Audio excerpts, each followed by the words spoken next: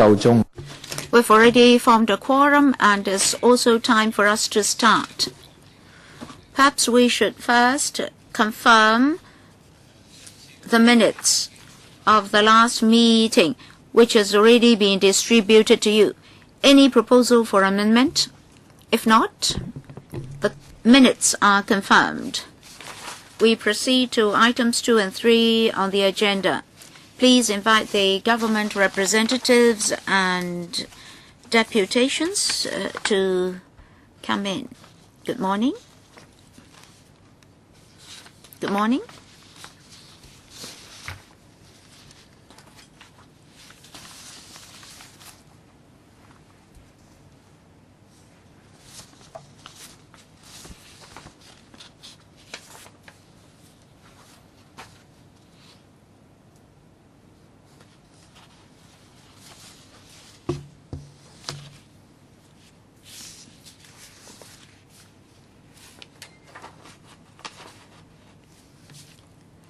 Are the deputations coming? Yes.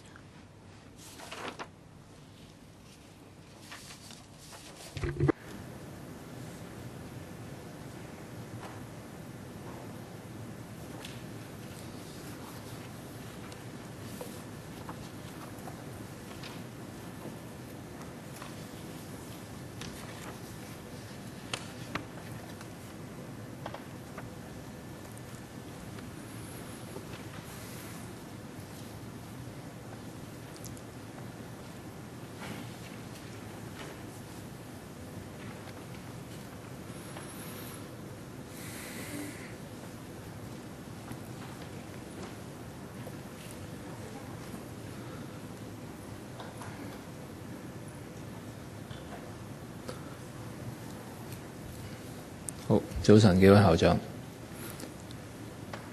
Good morning, principals.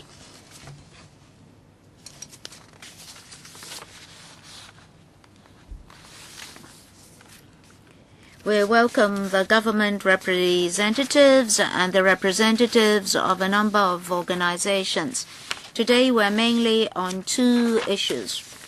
Issues related to the articulation of students with special educational needs, SEN, from special schools to mainstream schools, and vice versa. Besides, we'd like to discuss the role of former skills opportunity schools. That is, in the past, some schools, well, we had relatively more types of schools, skills opportunity schools, vocational training schools, etc. These schools had their respective characteristics. They have been included in the mainstream schools. However, they still have different roles to play.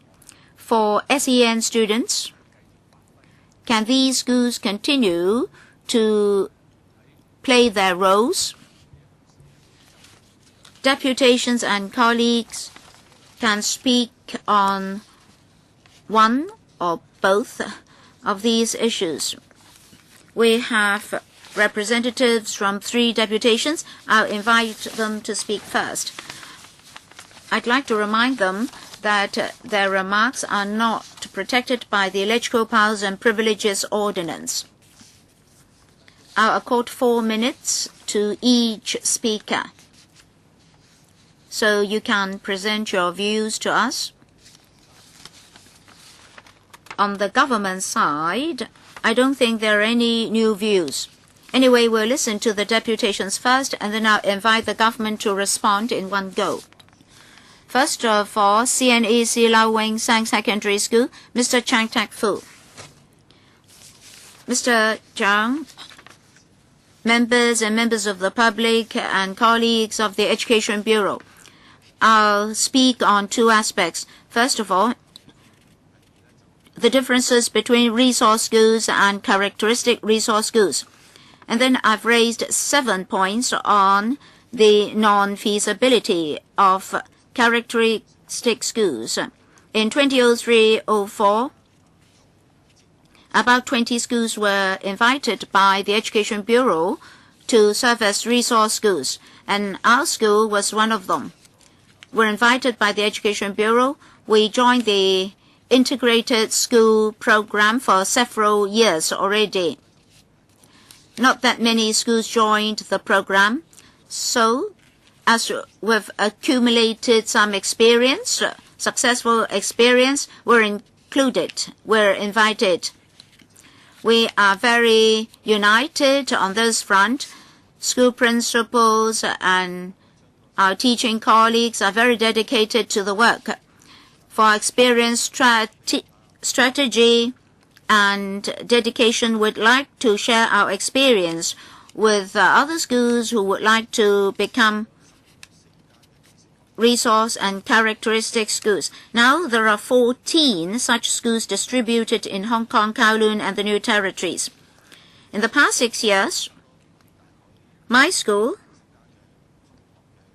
together with the school principals and teachers of 120 schools, had exchanges of experience. For characteristic schools, I heard that some schools, mainstream secondary schools or even resource schools, are to take in certain types of SEN students. By focusing our resources, we'd like to support such students more. However, the two types of schools are different. For resource schools, we are to encourage other primary schools to take on SEN students. But the so-called characteristic schools are just ordinary schools who are not to encourage other schools to do so. Now, I'd like to combine my 7 points. Because of the Disability Discrimination Ordinance, we've been very careful. If we are a characteristic school, if we are to enroll students with slight autism, we don't just look at resources. School culture, location, traffic and transport, etc. have to be considered. So, for certain SEN students, if our school does not provide the relevant services, if we do not enroll such students, we may breach the law. Secondly, some students have 2 or even more types of special needs. Well, if we can assist a student in one need but not the other, then are we to expand characteristic schools so that schools can take on more types of SEN students? But if you take in A plus B, you cannot take A plus C. These 8 to 10 types of SEN students, some are easier to support, some more difficult. Some may seriously affect the learning of other students. So Band 1 schools will not take on certain types of students. For example, those with dyslexia, mild mental handicap, or emotional or behavioral deviance. 4 minutes.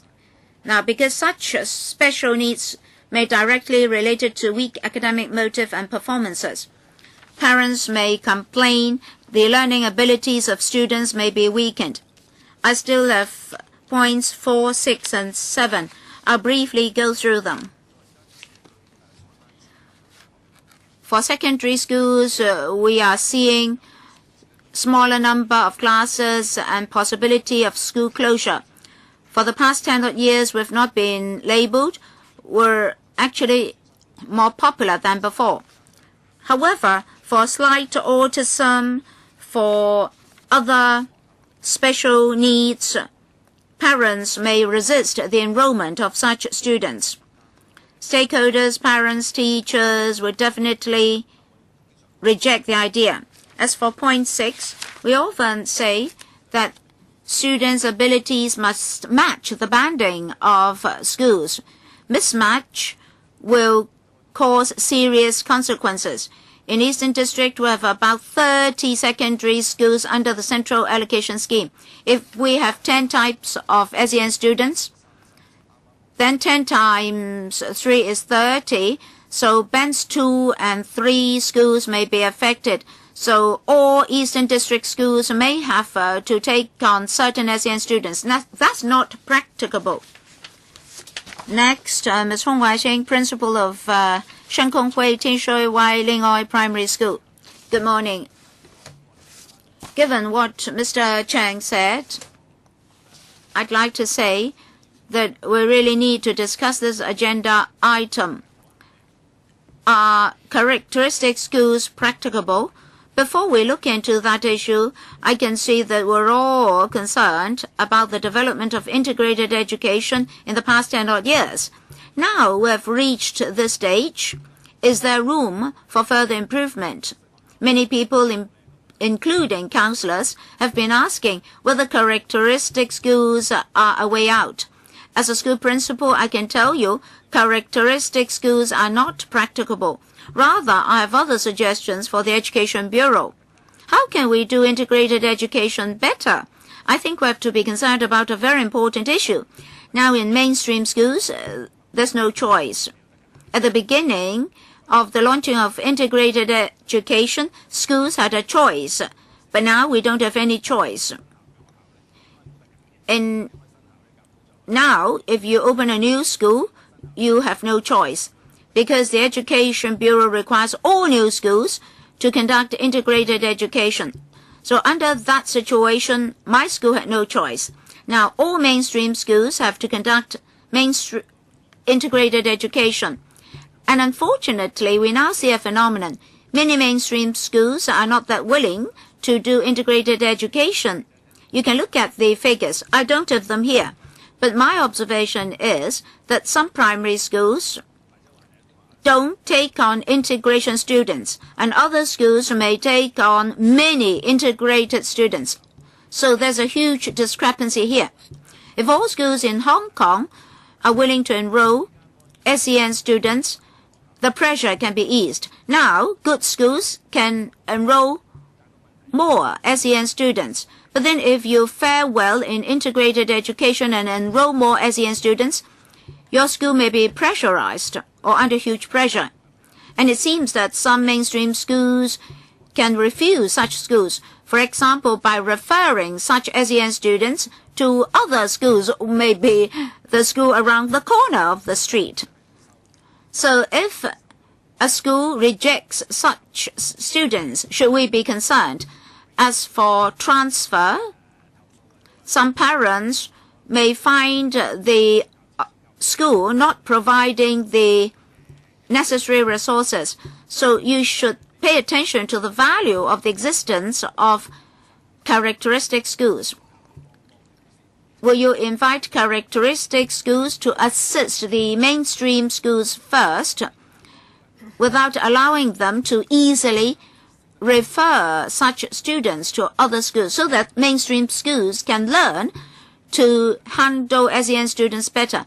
Now they say that their parents don't know, the teachers don't know how to do it, they don't know the SEN students. But under the present framework, all teachers receive basic training. But then if you read the guides or manuals of certain schools, they may say that they don't have teachers trained for special education or integrated education. So please take note of these statistics. My view is that all mainstream schools in Hong Kong have a duty to enroll integrated education students, 10%. So each mainstream school should enroll 10% or more of its students as SEN students. Next, ELCHK Hong Kong Lutheran Primary School, Ms. Chu Yun Han, Vice Principal. Good morning. I share the views of the other two principals. We have great reservation on the proposed characteristic schools. Now, for the concept of integrated education, that is, i.e., we are not trying to put students into different schools. Now, all parents should be allowed to choose a suitable school for their children. Now, when it comes to the definition of characteristic schools, actually it's quite close to the to special schools. as Mr. Chang pointed out, there are a lot of problems concerning enrollment. So we should optimize the mainstream schools in order to take care of SEN students. This would show more respect for students. I can cite an example. And actually, I've encountered a number of difficulties. For example, the roles of professionals can be adjusted. For example, psychologists, language therapists, etc. When they come to schools, well, even for psychologists, they will say that they don't know how to take care of SEN students. I have visited one school and I talked to the psychologists there. What strategies do you have to handle SEN students? Well, he or she told us that the teachers have done a lot. The teachers are very experienced, so I come here, I want to learn from the teachers, and that's the end of it. So I felt that this was a problem that must be handled. So what's the role of psychologists? Is he going to make assessments? Well, we say that there is golden ratio of 5-4-1. For psychologists, it seems that they apply this ratio 5-4-1 very rigidly. They think that is not their business. And for some SGT, well, they would say that do I just come here to take care of the SEN students? And the teachers say that they are only here to teach. So for different schools, they provide very different services to SEN students, and they would think that it's not their major responsibility to take care of SEN students. And that's another point.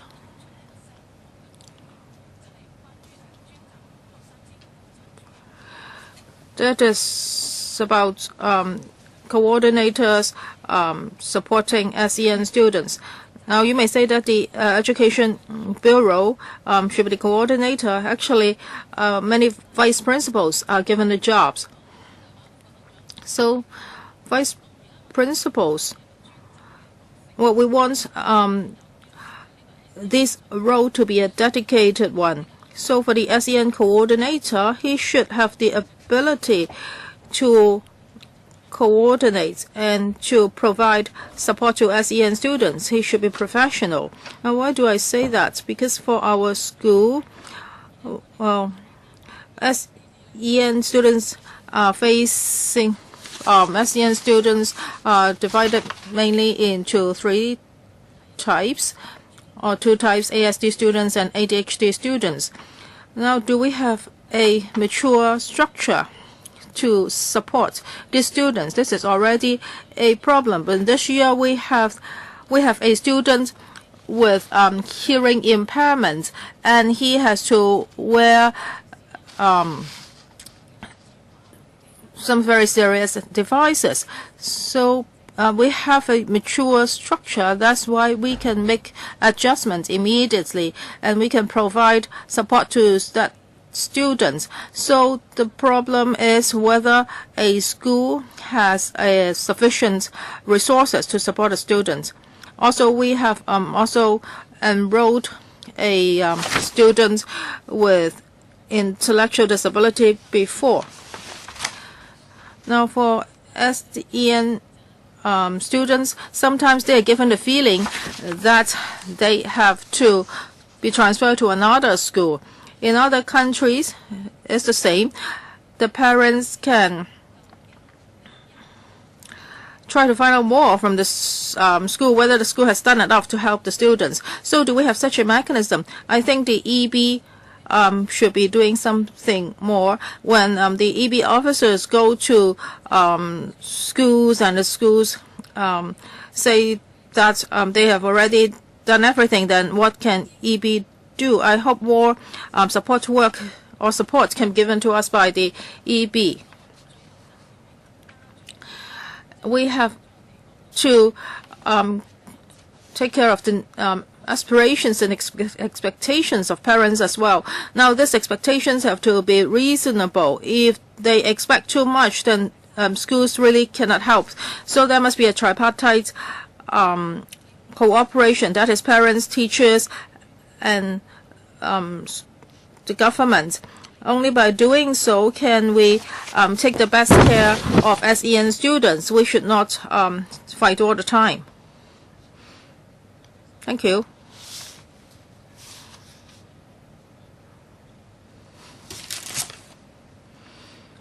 Undersecretary Mr. Yang, I would like to thank the principals for sharing their views with us on resource schools and characteristic schools, as well as IE.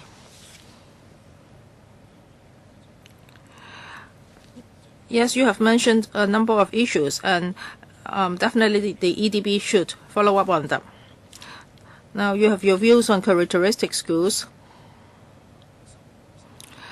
Some schools do not take in IE students. Well, as you know, policy-wise, we do not allow this. But when it comes to actual practice, are there schools that are doing this? That is, they may come up with excuses so that the parents would take the initiative to transfer their children to another school. I do not rule out this possibility. Now, maybe we have to look at these cases on a case-by-case basis. Maybe they have their reasons, but we really have to look. So from the EDB's point of view, if the parents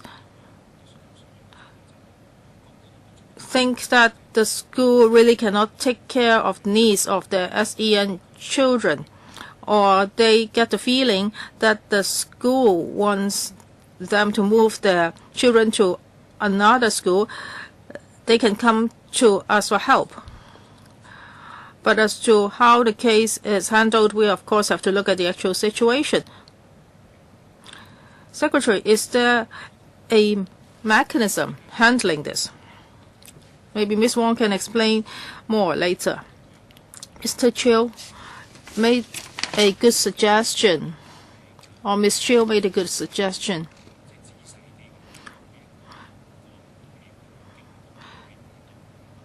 That is, do we have a checklist?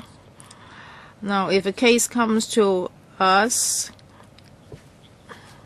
what we should do? Is there a checklist that we can follow in details? Because now we are only working on a case-by-case basis. Maybe Ms. Wong can tell you more. Chairman, now the EBD has a three-tier structure that is a mediation mechanism. Now for the first tier, if a student lodges complaints under the IT system, then there are several steps to be taken. First, there's a school-based mechanism. That is, the schools and parents would discuss and see if the problem can be resolved, because we want to the schools to take care of their business on a school-based basis. So the schools would have its own procedures. Whenever there's any SEN support or complaints, and these kind of issues, the schools would take care of these cases first. So in most of the cases, the schools can solve their own problems. So if this still cannot tackle the issue, then the case can be referred by the parent to the EDB. The EDB has a mediation mechanism, and such cases will be referred to our district education department, and meetings will be held. The parents and the school would discuss and see if a solution can be found. So we will hold case conference. We will look at the needs of the students and what kind of supports the school has come up with. And if there is a need, we can provide professional advice to the schools so as to help the schools to take care of the students.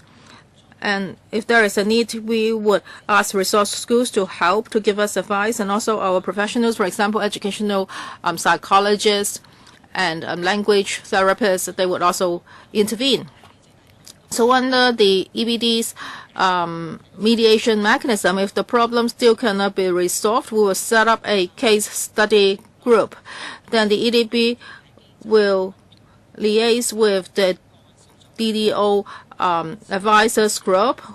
We will set up a working group, and the case will be looked at objectively. And then this working group will propose a mediation recommendation to the EDB.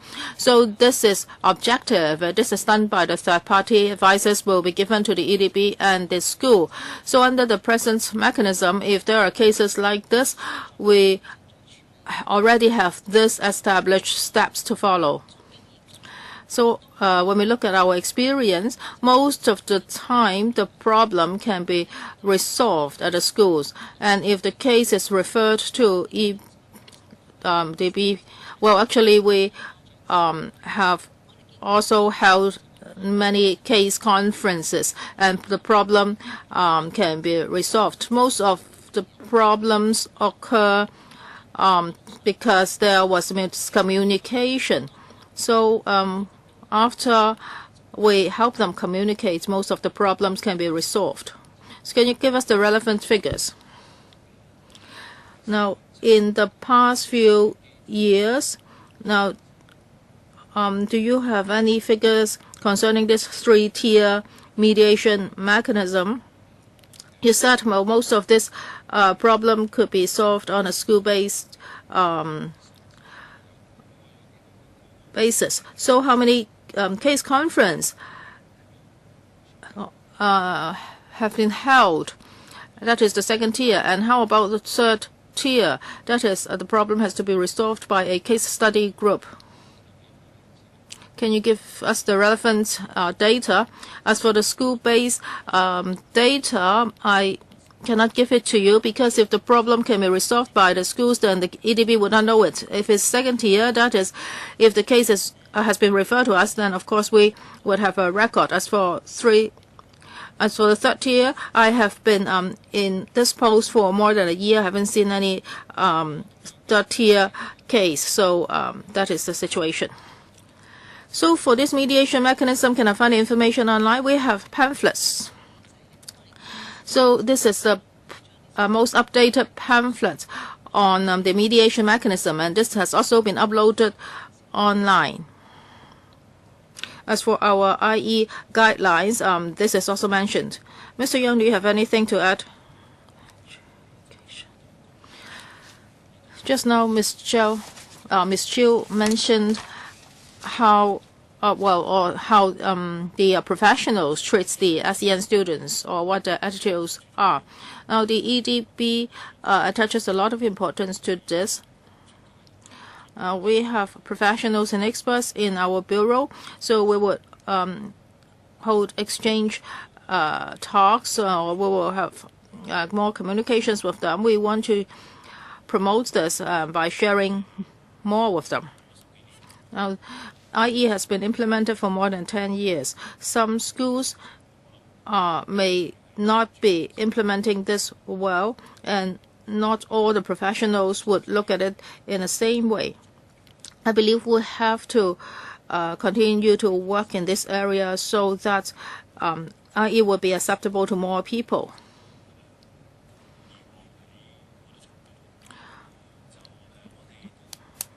We understand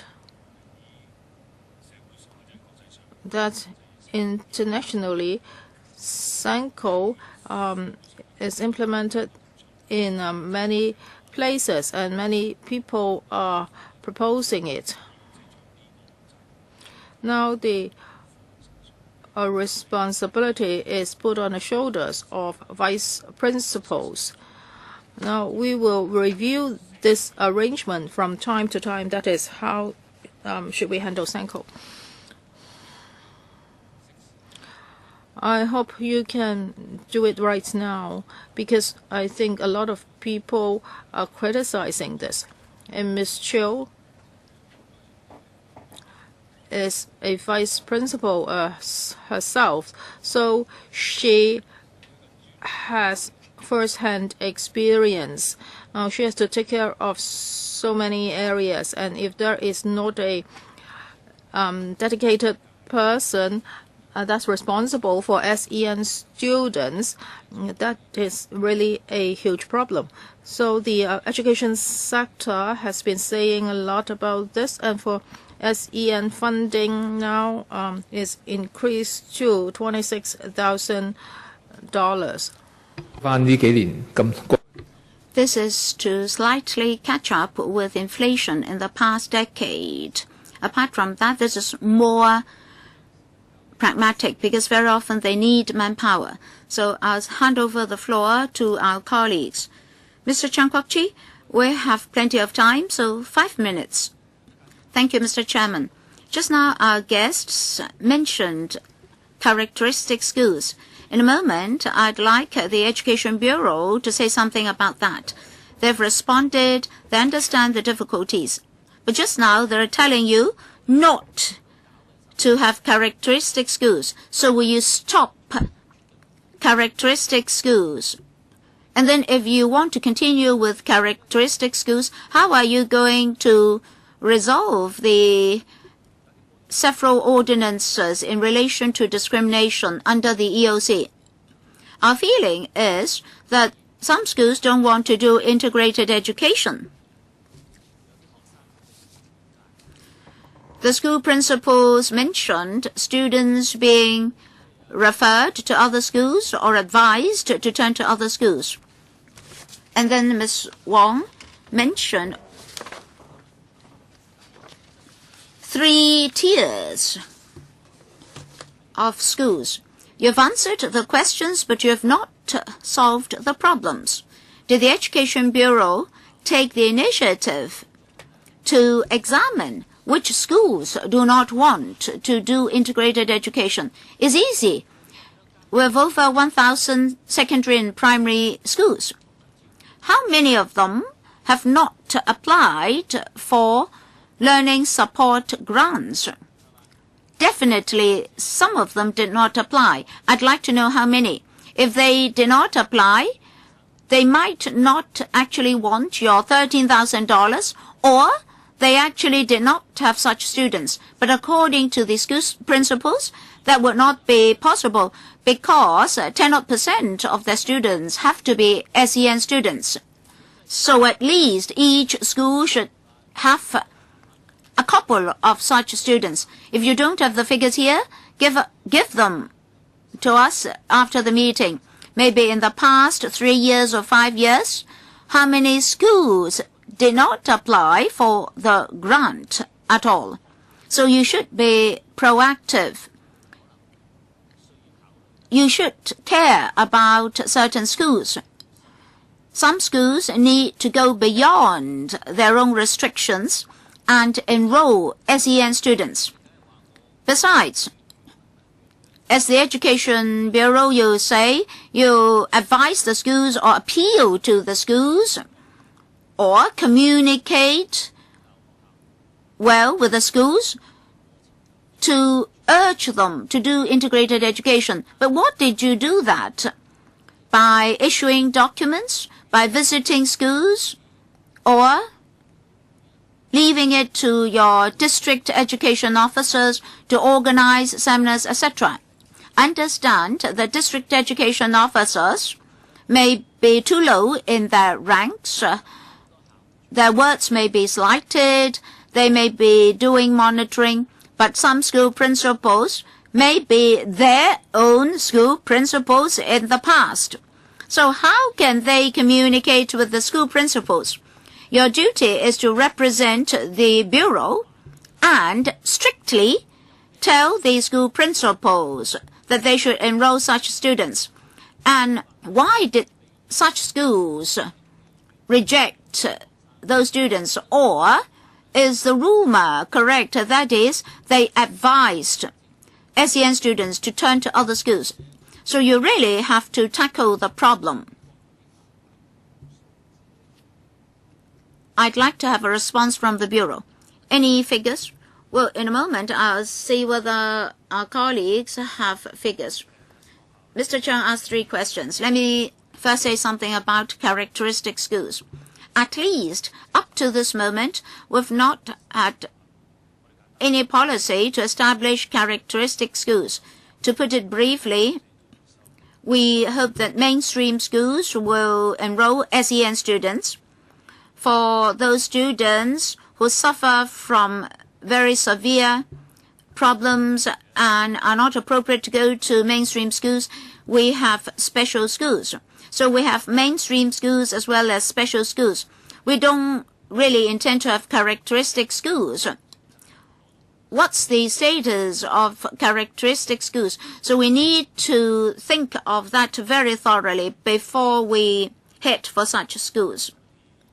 And just now, mainstream schools were mentioned. Well, Mr. Chairman, can I have some more time? Well, let's not talk about DSS schools and private schools who have autonomy in enrolling students. Under the primary school place allocation system, schools have no choice. A school cannot say that, oh, I know that he is an SEN student, I'm not going to enroll him. Well, we have a balloting system to decide how many such SEN students a school is to get in a particular year. In the long run, on the average, there will definitely be SEN students in each school. Therefore, in handling complaints and from our referral system, we're able to see whether there are schools with SEN students and SEN student parents with special requests. We'll be concerned about that. As for how to handle the issue, policy-wise, we do not allow schools to reject SEN students. At the same time, you need love and care to enroll SEN students. I believe most colleagues in the education sector care about students. However, if we are to forcibly require a school to enroll such students, well, policy-wise, we do require them to enroll SEN students, but we also do counseling to make their mindset change. Ms. Wong? This learning support grant is basically for students at Tiers 2 and 3. So there's an opportunity for a school with Tier 1 students only. So this learning support grant may not be necessary. And starting from 2012-13, we did not require schools to apply proactively. We'll calculate for the schools a learning support grant such that schools can plan better. Now, the majority of schools have SEN students. As the Undersecretary said, under the allocation system, it's not for schools to choose their students. In particular, secondary schools can lay down their own principles in enrolling students. But basically, in the first stage, it's for parents to choose the schools.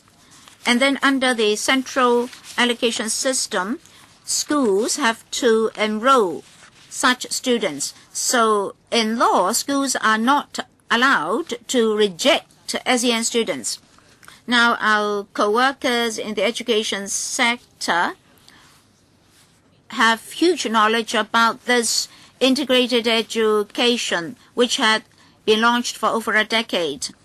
To all teachers and schools, will allow them to understand more clearly how to provide more appropriate support to SEN students.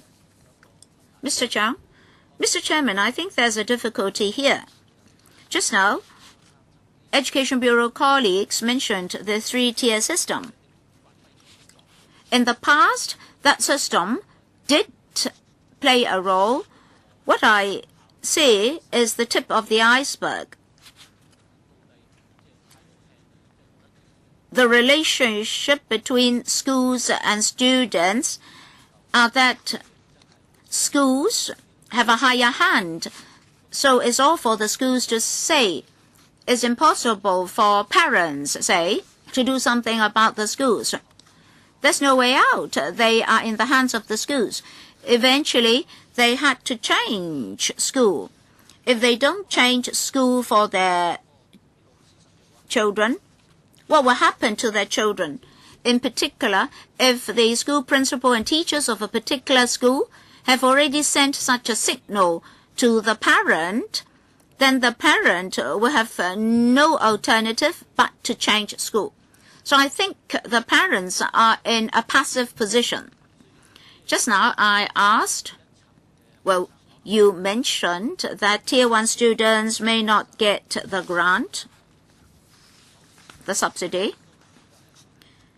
But for Tier 1 students, to a certain extent, school principals don't think that they're very troublesome. But you have to give us figures for any refusal to take up the grant for Tier 2 and Tier 3 students.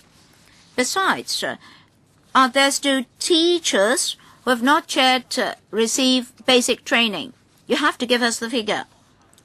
Thirdly, how many schools have in the complaint procedure of the 3-tier system emerged? Well, I'm not asking for the names of schools. You definitely not give us the names of the schools. But we would like to know the severity of the problem. So please, give us the information. Well, just now you mentioned the mediation mechanism, so do give us some information. For Tier 3 is 0, but what about Tier 2? Say in the past 3 years. School-based approach, you said you did not master the picture yet. Mr. Chung Kwok-chi mentioned secondary and primary schools. How many of them have enrolled 0 SEN students or enrolled less than 5 SEN students? So please give us the statistics in ranges, say 6 to 15, 16 to a certain number. Then we'll be able to get a clearer picture. The school principals here said that attitude-wise, some schools do not want to enroll SEN students. You have to master the picture.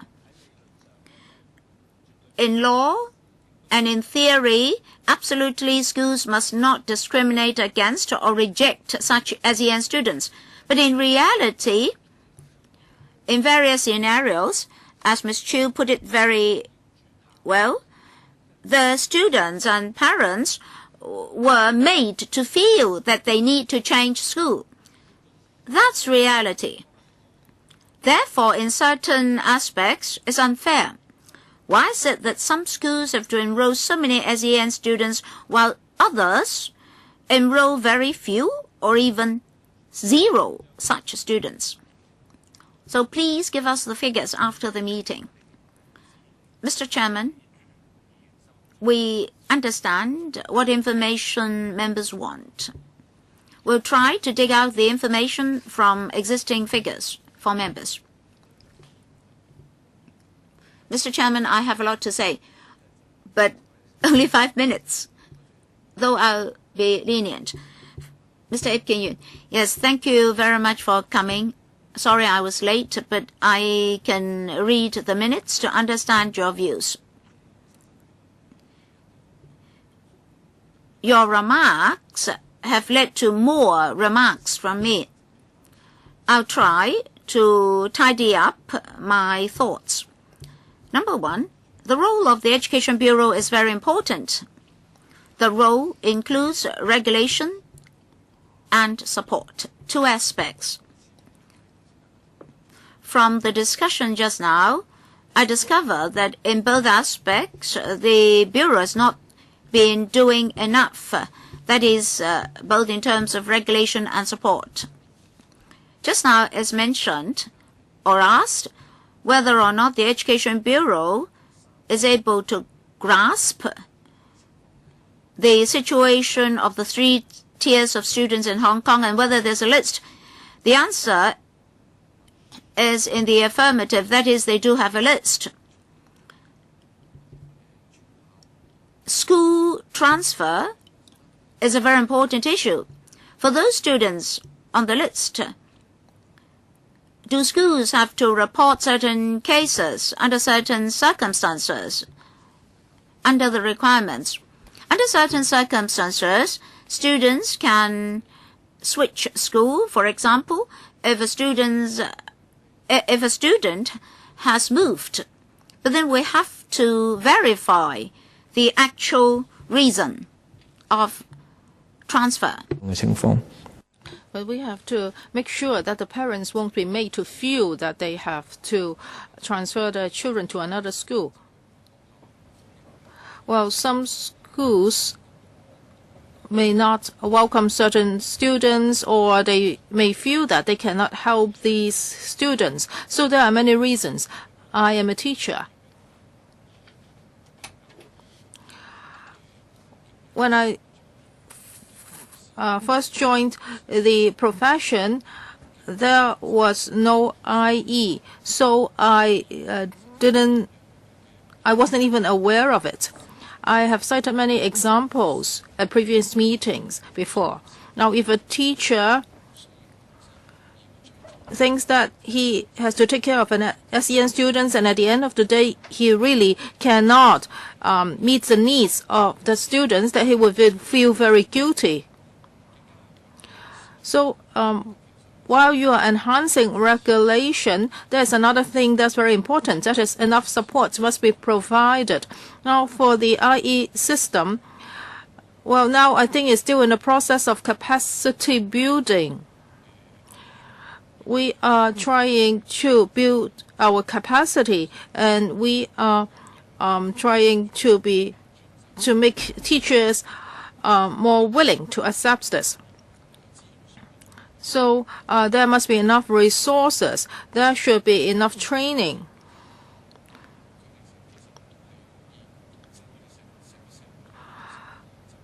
Society has a consensus. That is, each school should have a certain number of IE students, so that these IE students can study in a normal environment, and their able-bodied fellow students can also get to know this group of special students. So there are a lot of things to do, and I think more efforts must be made. I hope all these can be done as soon as possible. The EDB has to be more focused on this. When we talk to the frontline teachers,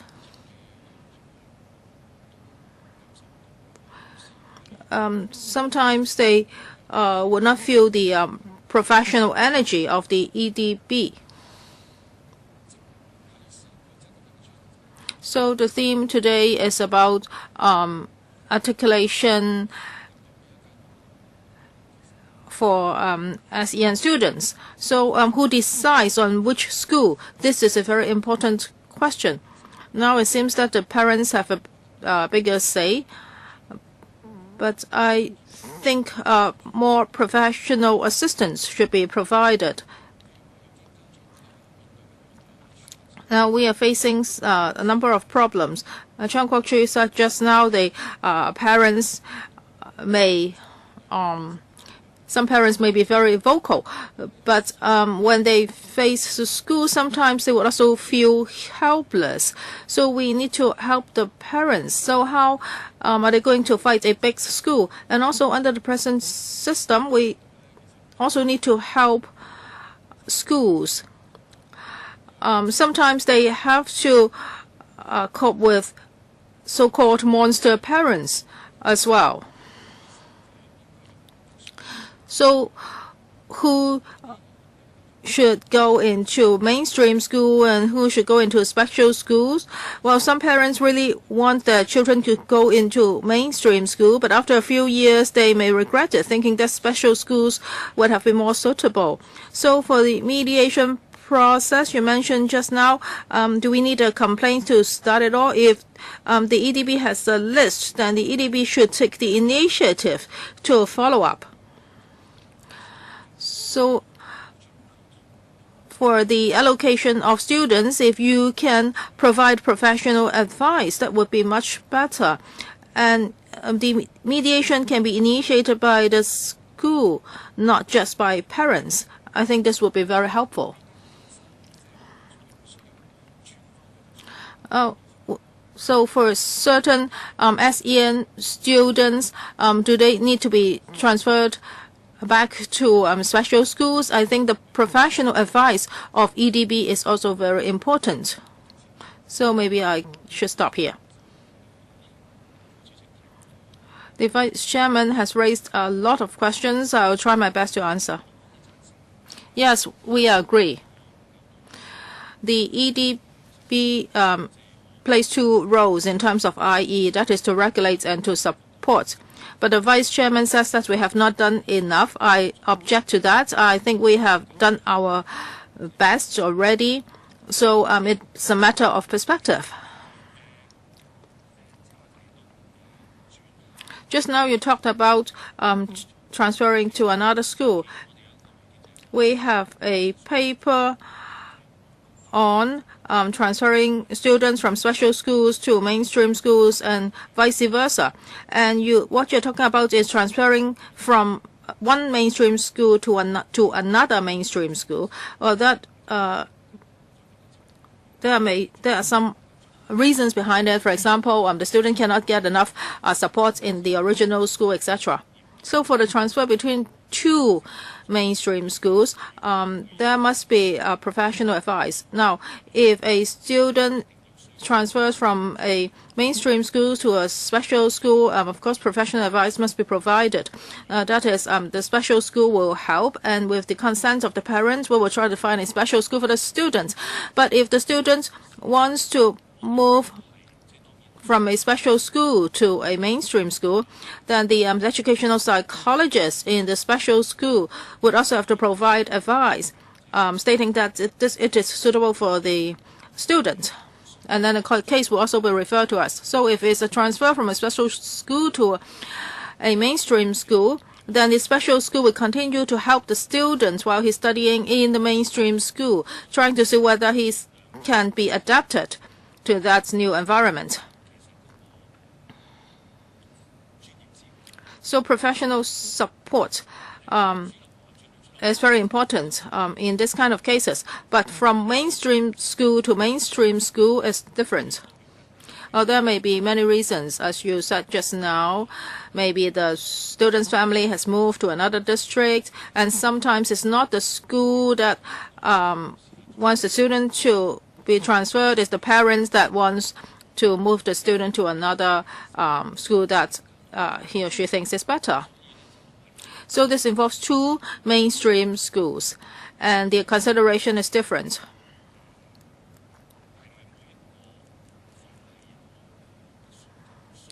So when an SEN student is transferred to another school, do we have to look at all these cases?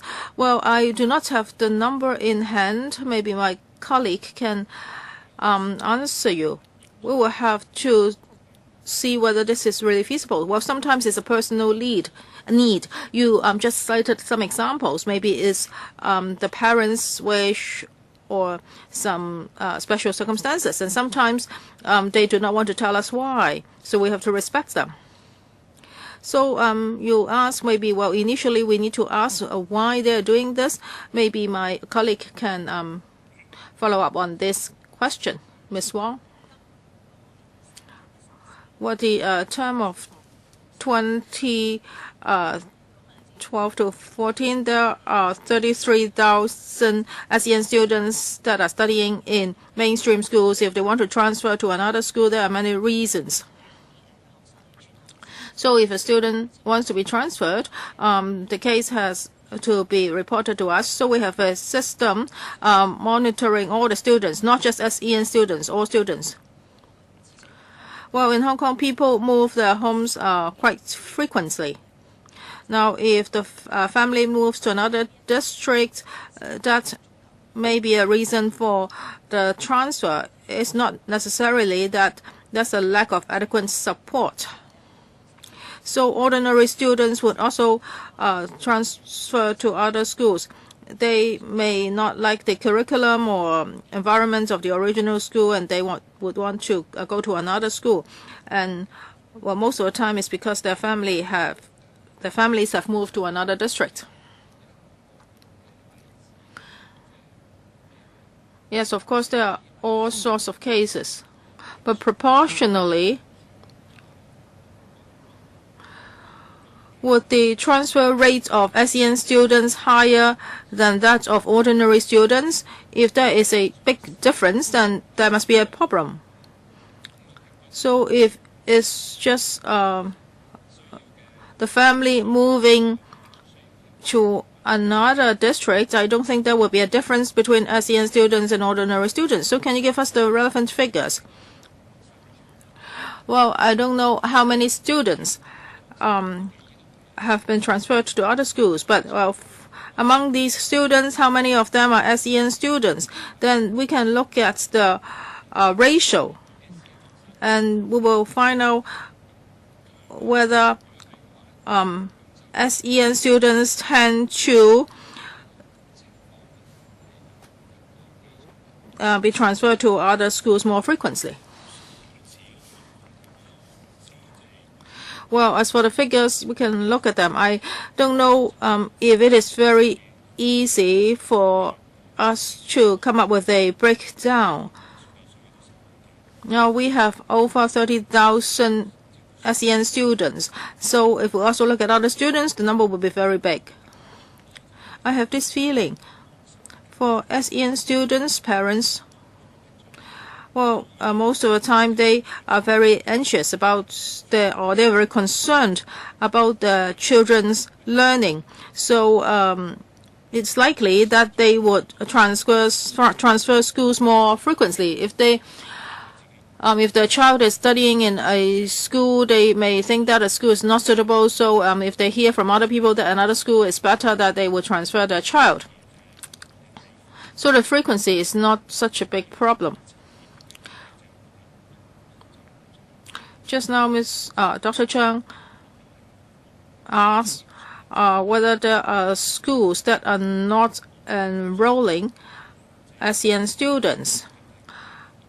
I think this would actually reflect the problem in a better manner.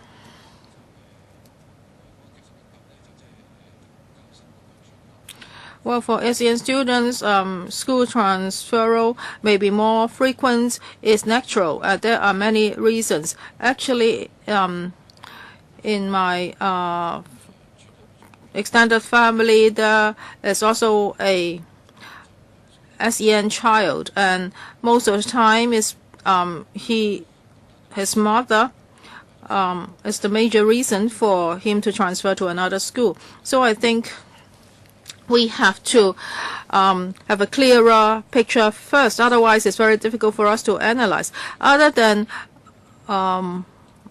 relocation or other ordinary reasons, I think there is also another major reason. That is, sometimes parents are made to feel that their children are not welcome. Now, for example, if Mr. Chang Kwok-chi is an SEN student, and if a certain teacher doesn't want him to be here, the teacher doesn't treat him that well, and the parents would feel that maybe another school is more suitable. Now, because for this original school, maybe it has not done much in terms of special education. So what's the direction of school transfer from what kind of school to what kind of school? You can see a a lot of things here. And if you do a control test, and if you compare ordinary students and SEN students, what schools are they transferring from and to, then you would find some facts. So I think you should commission such a study, and the academics would find out a lot of things that you should look into. If you really want to do it, I suggest that you should look at each primary level, that is from primary 1 to primary 6. Now, for primary schools, well, you just look at, you allocate the students just according to the districts they live in, so there are not many other factors, not even religion, or there's no banding, etc. So for primary 1 and SEN students, no matter whether it's tier 1, 2, or 3, the distribution in each school should be more or less the same. But from primary 5 to primary 6, if there is a big difference, now even from the funding application, you can see a difference, then you would know how many SEN students have moved to other schools. And for secondary school, because there is the allocation system and banding, then the distribution of SEN students would be very uneven, but I think that is not ideal. Well, SEN students will require a lot of energy and resources, and if SEN students concentrate in a few schools, then that is not an ideal arrangement. I think you should it is worthy that you look at primary schools and do an analysis. Just now, the Undersecretary said that now public schools are different from private schools. And for public schools, suddenly you have taken out the directly subsidized schools. Well, are they regarded as public schools? That is a very interesting question. Now, for directly subsidized schools, now they have the right to pick students, no matter whether they are primary or secondary. But there are different types of direct or DSS schools, and some of them do not take SEN students at all, but some other would enroll many SEN students. So for the SS schools, you regard them as one type of school, and you use the median subsidy level as calculation base for DSS schools.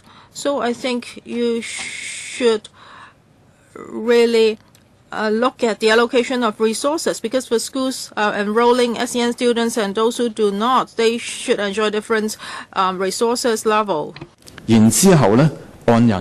So you should take those out and then calculate on a per capita basis. Say if a school has SEN students, it should be able to get that part of the grant. Otherwise, no. Otherwise, resources for SEN students will be used to take care of normal students, although the needs are totally different. So I think you should think about that. Undersecretary, Mr. Chairman, concerning figures,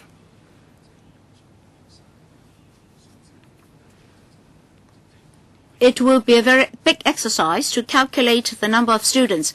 It's not a question of whether or not we're willing to do it. There are actual difficulties, and even if we are to do that, it will take a long time. I don't think we can do that within a short period of time. I think we should look at the schools first to see how many have not got the grant, how many don't have SEN students, and whether there were a lot of occurrences of, say, complaints. And then we should do that first. I think the direction will surface. As for the analysis of P1 and P2 students, I think that will take a long, long time. Well, I agree with the Undersecretary that you should give us some information first in relation to transfer of SEN students, how many SEN students are enrolled by each school, and so forth. Of course, if we are to analyze the whole relocation phenomenon, then the mentality for integrated education is that in the initial stage of primary school, already the distribution is uneven, but this uneven distribution will deteriorate such that those schools who don't really pursue fame so much, so to speak, will take on more SEN students. And then in the secondary stage, Band 1 schools will enroll less SEN students, while Band 3 schools will enroll more. Now, is this really true? I hope the Education Bureau can commission educational institutions to analyze the data and information. For us, we all know what to do. We've all got the methods. Well, honestly speaking, that won't cost you too much money because the data are already in your hands.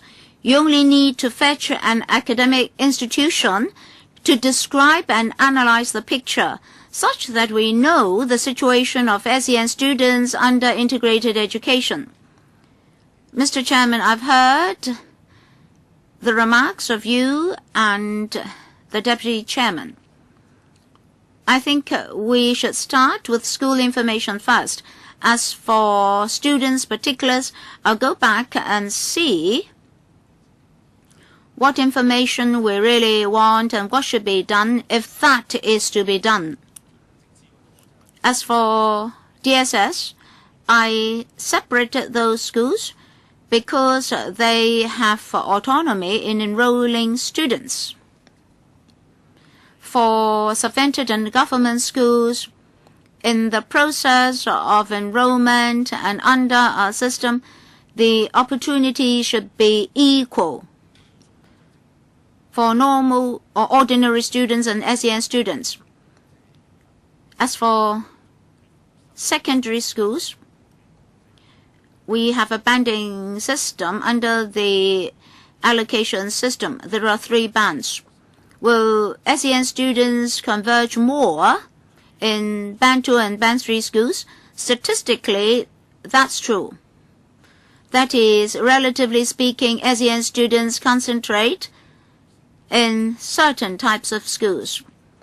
Well, we may need to examine the whole system because the secondary school place allocation system takes into account the academic performances of students in their primary stage. As for DSS schools, should resources be taken away from them and we do calculation on a per capita basis, we're still discussing with the DSS schools. A number of problems may result. Apart from integrated education,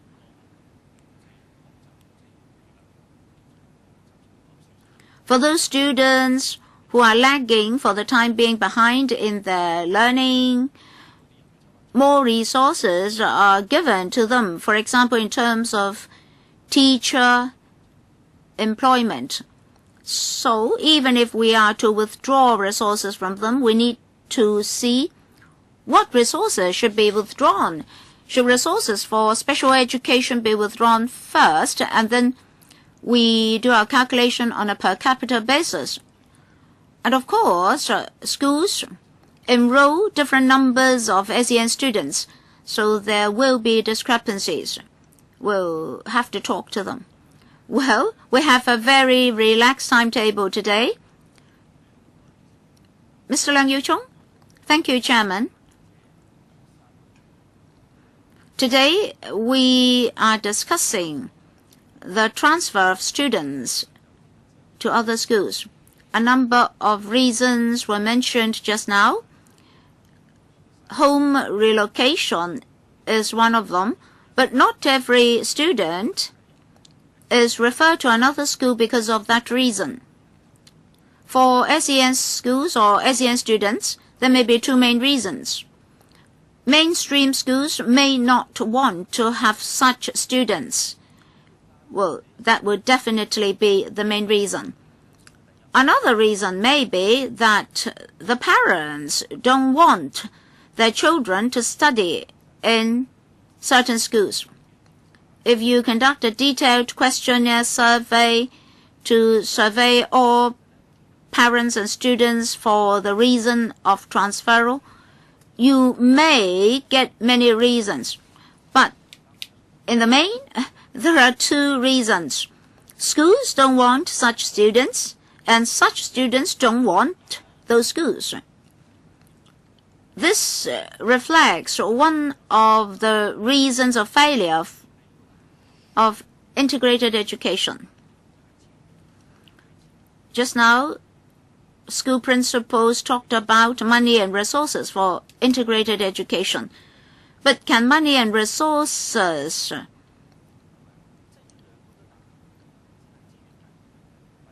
resolve all problems? Do they have enough resources? And even if they have enough resources, can enough resources resolve all problems? Now, these are students with special education needs. Can we take care of their special needs? That's the crux of the matter. If you only talk about resources, you won't be able to solve the whole problem. Needs are comprehensive. All stakeholders should have a role to play. They have their respective responsibilities. They all need to participate.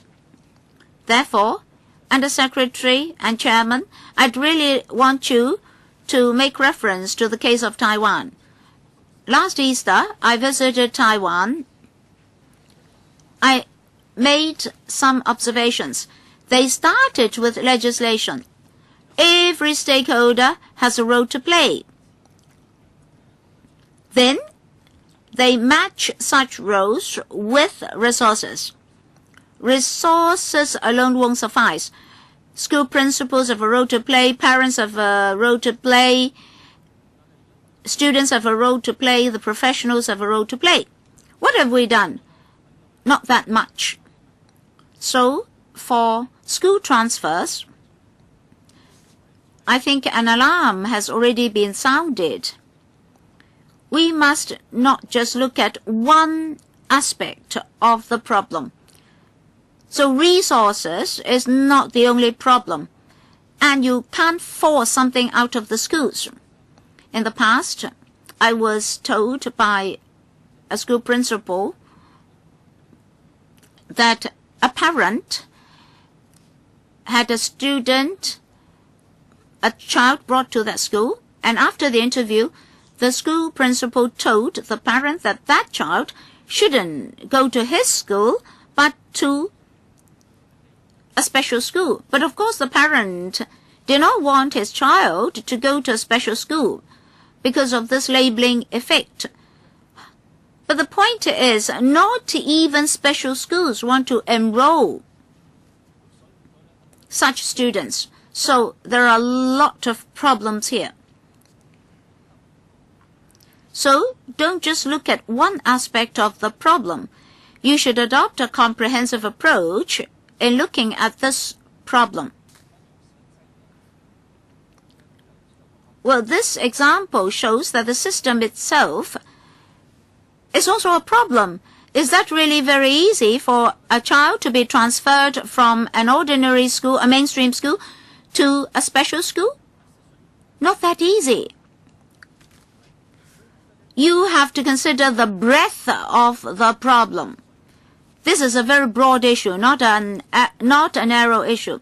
So you have to make reference to Taiwan. I'm not saying that it's very successful, but in certain aspects it's very successful. Can you head towards that direction? Let me remind you that with the consent of this subcommittee, we will study, our research division will study the legislation of Taiwan, UK, and the USA. Before the end of this session, that is July, or formally September, a report should be ready, and we'll discuss the report. We'll also invite the administration to discuss the report with us. We hope the legislation will be our direction ahead. Under Secretary, Mr. Leung raised two issues. Well, let me go back to school transfer. Mr. Leung was very correct. Students and parents who opt for another school may be doing that out of many reasons. Maybe some schools are doing something to force them to do so. Maybe the schools have advised them to transfer to another school, and sometimes the parents themselves may want a transfer. One point is clear. Schools must not formally or informally drive away SEN students. That's the emphasis of the Education Bureau. Secondly, we would like to make each and every school provide appropriate care to SEN students. So that's our emphasis. As for the parents themselves, as for their choices, that's not an urgent problem for us to handle. The urgent problem is the attitude and approaches of the schools.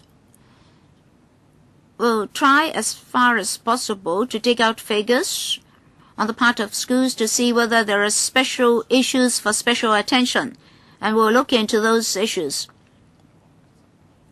In fact, there are not that many schools who have that mentality.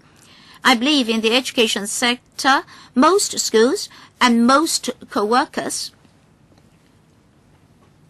do understand that these students need special care, and they're willing to provide special care to them.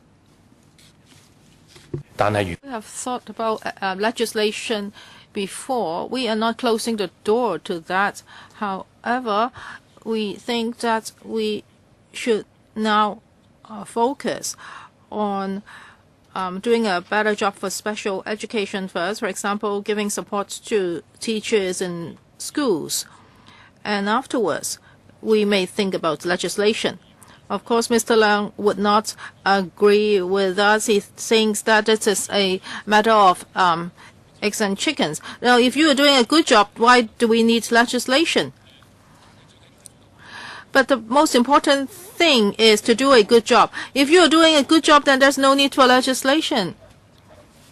Well, we have DDO already, and that is a certain protection under the law already. But what you mean by legislation is to legislate so that SEN students can be given more or better assistance. So how are we going to do that? Are we going to legislate, or are we going to resort to other means? I think actually we are on the right track. We should put more resources into schools so that schools can help them.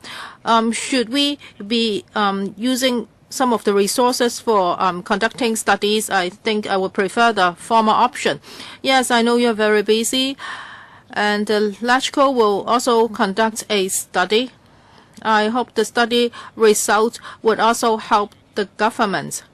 Now, because we will be looking into other countries' experiences, we will try to find out whether there is a need for legislation in Hong Kong. I agree with the Vice Chairman. Now, we are trying to find out whether we need to legislate on special education in Hong Kong. Now, the right to legislate is in the hands of the government. If the government does not want to do it, legislators cannot do it. This is stipulated in Article 74 of the Basic Law. We are subject to a lot of restrictions, but we want to make improvements. And if legislation helps your work, I think actually we have the same goals. Now, there will be a second round of questions, but I also have a number of questions that have not been asked yet. Now, let us just talk about school transfer. There are several obstacles.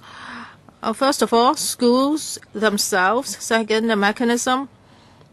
In your paper, you tell us that for SEN students, if they transfer from special school to ordinary school, or if they transfer or vice versa, then there is an arrangement. Now, from an ordinary school, if a student wants to change to a special school, it seems that there are more rigid restrictions, but for the other way around, it's more lenient. Now, because it's about the assessment of intelligence. So if a student has an IQ of over 70, then he's not allowed to go to a special school. But for IQ tests, they are not extremely accurate. There may be 1 or 2 points difference. If you do a test on him today, it may be 69, and tomorrow if you do the same test, it may be 72. But if his IQ is 72, then he cannot go to a special school. If it's 69, then he can choose a special school. So, of course, this test is man-made, but it's extremely rigid.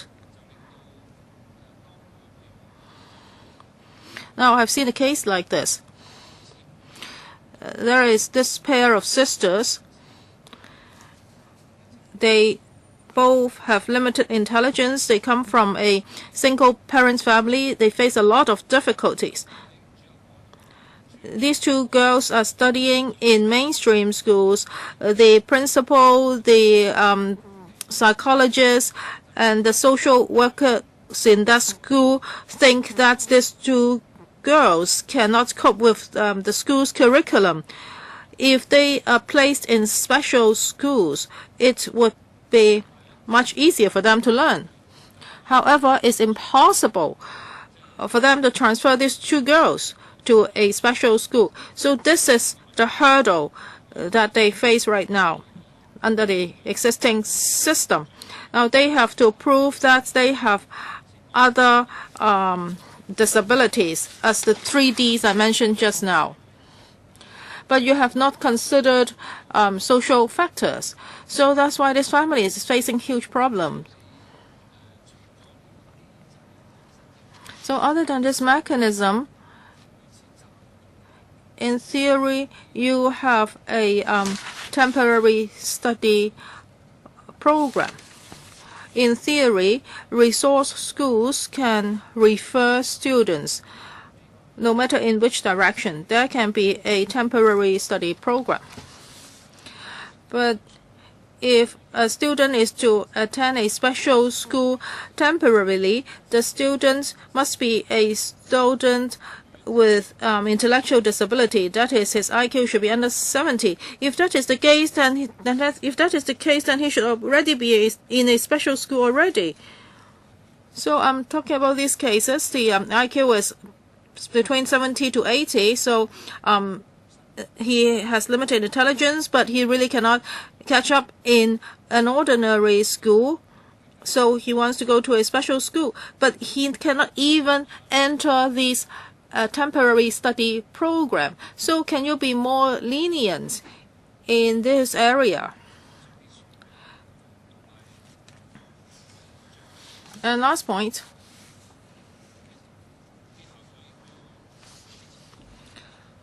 principals have told me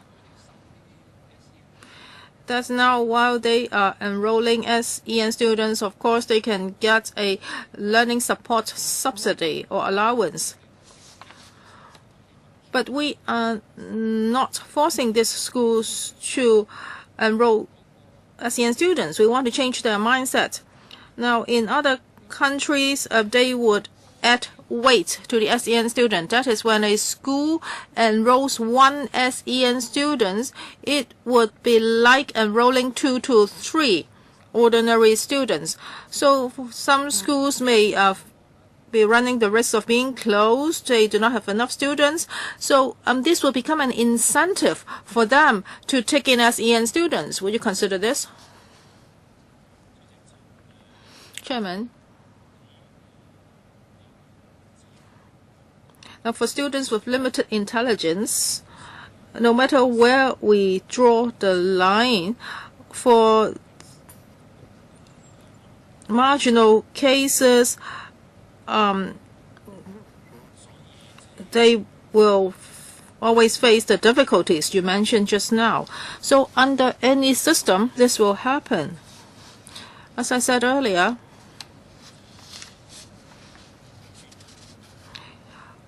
if there is a professional advice thinking that this student should go to a special school, then the EDB will be willing to consider. We can sit down and talk, trying to find the best option for the student. So these cases can be referred to us.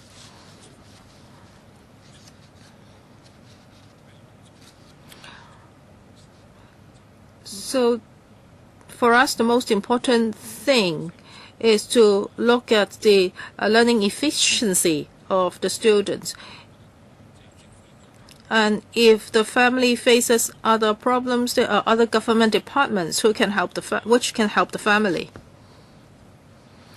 As for temporary study programs, maybe I can ask Ms. Wong to answer that question. Well, for that program, is provided by special schools resources center.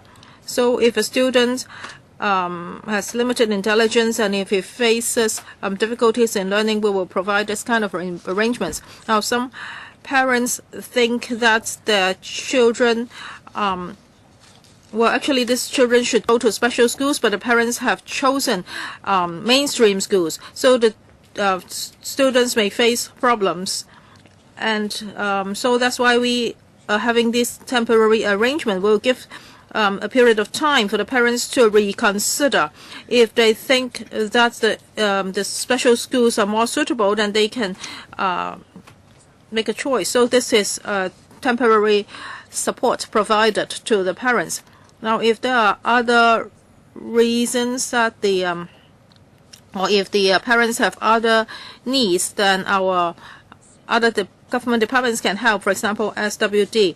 As for us, we will look at the learning needs of the students. We will consider whether the students, well, it is more suitable for the students to study in ordinary schools or special schools. For example, whether their social life will be affected and whether they can learn effectively. I just want you to be more flexible when you handle the marginal cases, because now everything is cast in stone. Now, even if it's a temporary study program, the student must have an IQ lower than 70. If his IQ is lower than 70, then he should already be studying in a special school. So why do you need this temporary program? So now you have this temporary program, you should be more flexible. You shouldn't draw the line at 70. So for those students with limited intelligence and their IQ is around 70, no matter whether they are studying in special schools or mainstream schools, can there be a buffer arrangement for them? You can place them in another type of school and see if they can be adapted to that school. So it's like a revolving door. They can go in and come out. So don't be so rigid. So you draw the line at 70. Once you are below 70, you can go to special school. Once you are above, you cannot. Yeah, let's go back and look at it. I really have to revisit the temporary study program. Okay, second round of questions. Mr. Chang Kwok Chi and then Mr. Lang Yu Chong. 鐘我 Also 5 minutes. Mr. Chan Kwok-chi, let me respond to a couple of remarks made by the chairman. As for IQ 70, I also received some questions as to why the requirement is so strict. And of course, different people may produce different comparison results. Medical grounds plus social grounds have to be considered by us social workers in handling applications. For those below 70, the situation is clear. But what about those with an IQ between 70 to 80? Can you add in the element of social ground and let them have a try? Well, after the try, if the parents still consider the schools not appropriate, then we've nothing to say. Now, some schools really want to enroll these students. They deem such students appropriate. But then, if their IQ is 70-odd, the special schools dare not enroll such students. Otherwise, they'll be challenged by you. So, can you consider using social ground in such cases? Just now, I seemed to be targeting ordinary schools who do not want to enroll SEN students, who do not want to do integrated education. Apparently, we're targeting them. But as the deputy chairman said, sometimes they are just doing what should be done because they're just being frank. They consider their school not being able to help the students, and the neighboring school can help the students. My school does not have the environment and ability to take care of SEN students. But parents will ask, why is it that after 10 odd years, they're still not able to provide the appropriate environment? My very shallow understanding is that for those schools with a history of less than 10 to 15 years may be willing to enroll such students because right from the start, they're new schools. You don't need to force them to do it. The teachers in such schools are fresh graduates or teachers who have graduated for not too long. They're still very enthusiastic in helping such students. So both the principal and teachers will be dedicated to that end, so they're willing to do it. For schools with a long history, say decades of history, for example, the traditional schools, they do have difficulties. I think you should try to help these schools, not to punish them. Gradually, their teachers may be changed and replaced.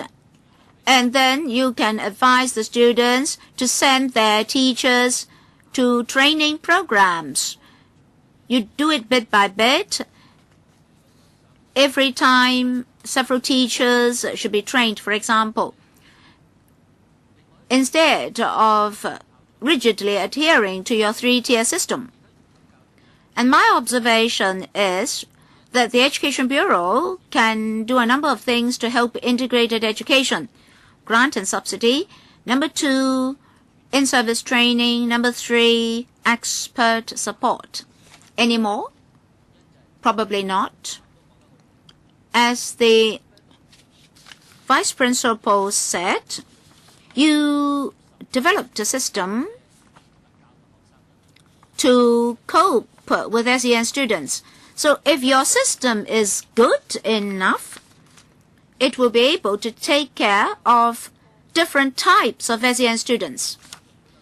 But is the Education Bureau willing to assist those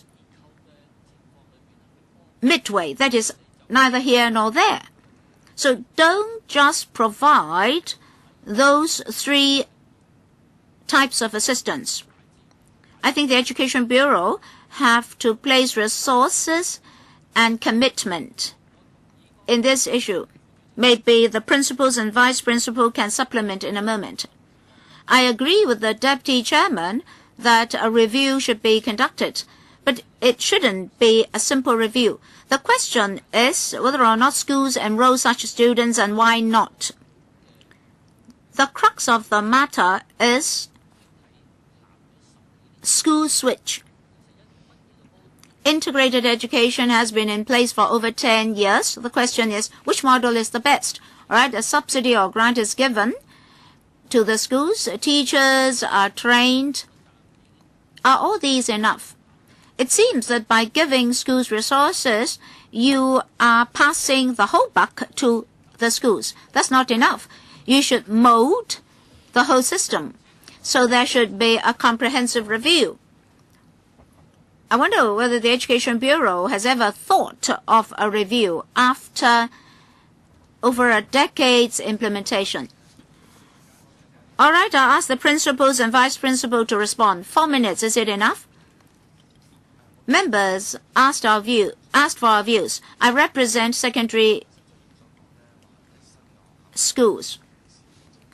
Mr. Zhang said that new schools or schools with a history shorter than 15 years may be more willing to do it. My school is 14 and a half years old. Well, it's easier for us to do it. I understand that the older schools have more difficulties. I understand. We fully participated in integrated education. My feeling in the past 10 years is, well, let me present some frank and honest remarks. I have a positive attitude for this. Now we have 3 bands. Band 1 schools don't have that many SEN students. For funding, they only receive Tier 1 funding, sometimes not even any funding. Well, if they enroll 1 or 2 SEN students, they don't get much resources. So why should they send teachers to training programs? Because they don't have that many SEN students. So that does not mean that such schools are unwilling to do it, but they don't have that many SEN students. Yet, in the past few years, well, before I came, I got the figures for the past 5 years, 120 schools, some in Eastern District. I discovered that the situation has changed. Be it Band 1 or Band 3 schools, if they have a history of over a decade, their teachers are willing to do it. Now, the students have already come. How can you drive them all away? So, they have to do it anyway. So they try to gather experience. We're a resource school, so they called us. Sometimes we went there, sometimes they came. Sometimes 10-odd teachers came, sometimes 60-odd. Sometimes we talked to just 10-odd teachers. So not just Band 2, Band 3 schools are willing to do it. I really have to voice out for the school sector. For secondary schools, we're willing to do it. Well, if this glass is 20% full, you say it's a failure, then it is unfair to the schools. What about Band 1 schools? Well, originally I did not want to disclose names. St. Joseph's, Cheung Chok San, these are renowned schools with decades of history. They're top Band 1 schools. Coincidentally, they enrolled a few SEN students. Then through the internet, they tried to identify resources schools. And were identified, they called us. We tried to help them. We told the Education Bureau number of hours, curricula, etc. don't really matter so much. We're actually part of the partnership program. Nothing to do with money or training programs as mentioned by the Education Bureau. We're engaged ourselves in genuine exchanges. For us, we handled Band 1, Band 2, and Band 3 schools. I'm not so sure about primary schools. Not just on Hong Kong Island, we went to Kowloon as well. The 6 resource schools each have their respective characteristics. We have those with slight autism or dyslexia or ADH students, more ADH students. Those are our strengths. If we only have 2 such students, we referred them to St. Joseph's, the one in Manchan. So in terms of school support, we've done a lot. Please don't mind that I say something fair. I saw that in the past 10 years, there were huge changes among schools and teachers. I really appreciate our education workers for their silent work. There are a lot of unnamed heroes. Well, Mr. Cheng said that many schools did a lot of things. They're unnamed heroes. Well, both school principals and parents have done a lot. All right, the other principals, Ms. Chiu? In fact, for primary schools, I have a similar view as Mr. Cheng. For integrated education, it's true that a lot have to be upgraded, but is it a failure? No. We are still heading forward. It's just that some schools walk slower, some schools walk quicker. Yes, some schools don't want to walk at all. So all sectors of the community, including councillors, have to face the problem squarely. We have to be committed to this exercise. We have to understand that each stakeholder has its own aspirations. Parents have their difficulties, schools have their own difficulties. Even the administration has its own problems. So we have to sit down and get coordinated for the sake of students. If we're too rigid on a particular aspect and fail to strike a balance, then there'll be difficulties on all sides. Just now, Mr. Cheung said that new schools might be more receptive. My school has a history of over 50 years. I'm talking about primary schools, not the same as Mr. Cheng. Some schools with a history of over 50 years also have difficulties. They've enrolled many SEN students as well. It depends on the understanding of the leadership of a school and how they take care of such students. If we can have good collaboration, it will be very good. We're a resource school. We went to many other schools. Their teachers are dedicated and committed to integrated education.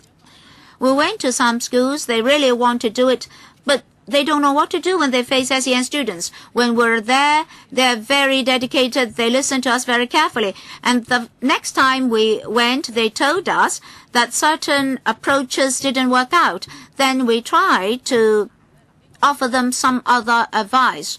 So how to make integrated education effective? I think we should think more about holistic education.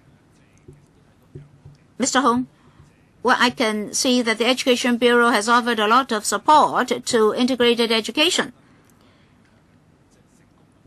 which is heading towards success. The Education Bureau has spent a great deal of effort on it. The phenomenon that we observe now is not directly related to the Education Bureau.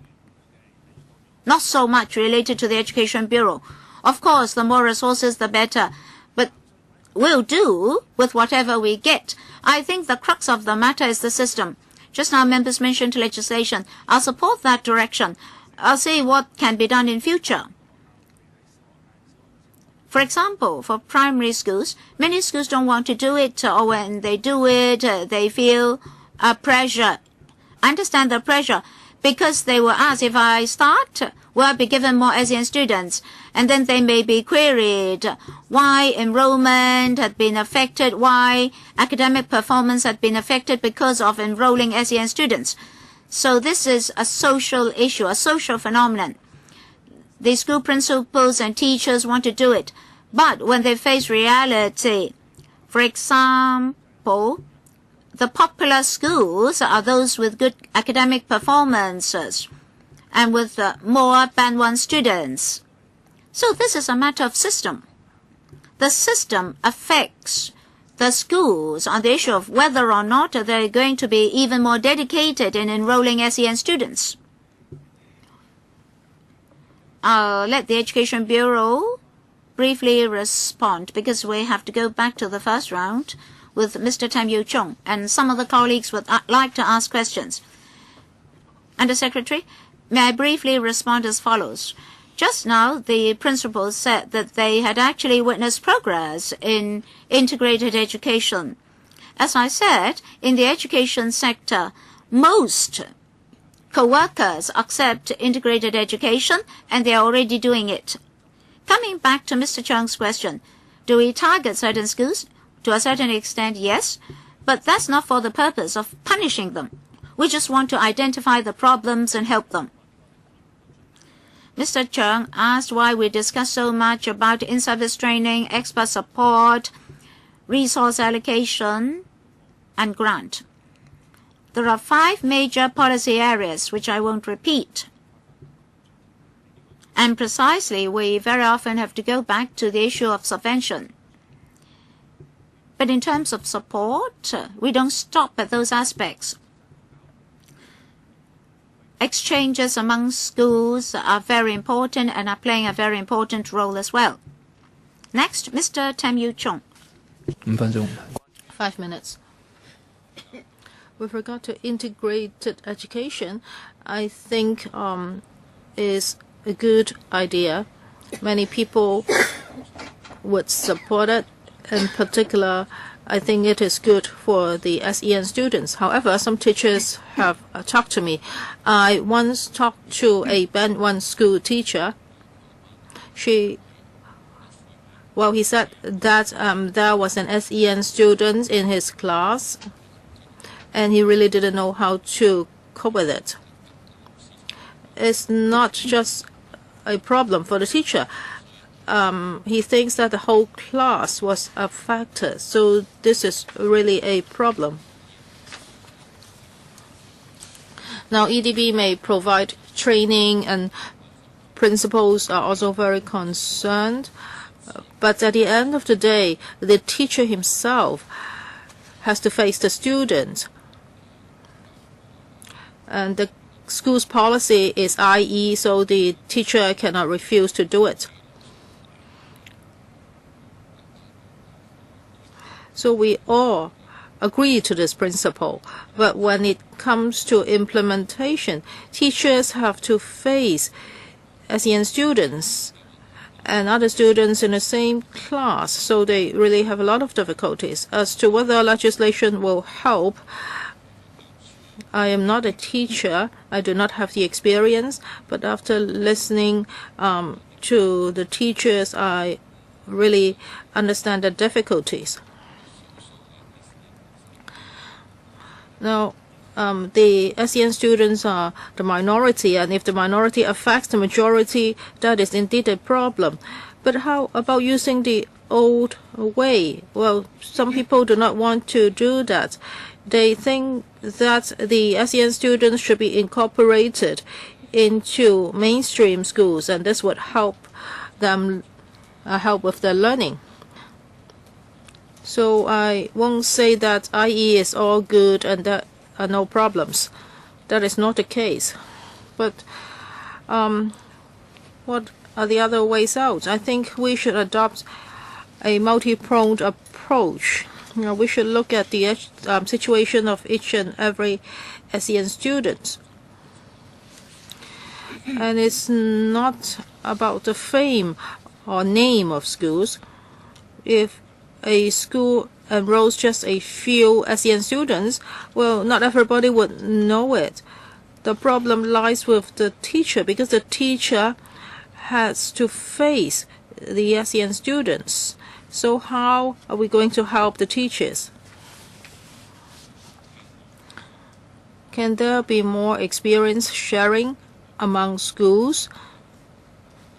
How do teachers in other schools handle the SEN students? I think there should be more exchanges. And also the mindsets of the teachers should be changed. If they resist this kind of arrangements, then it would be more difficult for them. So I think there should be more experience sharing and exchanges.